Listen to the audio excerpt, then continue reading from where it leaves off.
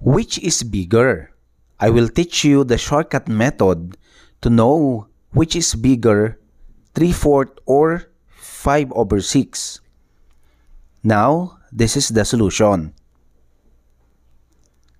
3/4 compared to 5/6, which is bigger?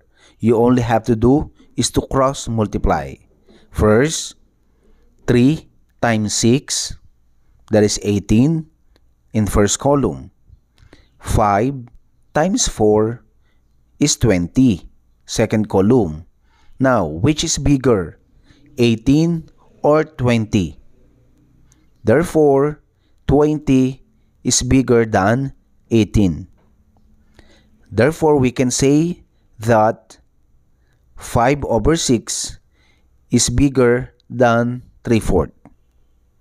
The correct answer is less than. Now try this. Which is bigger, 7/9 or 6/8?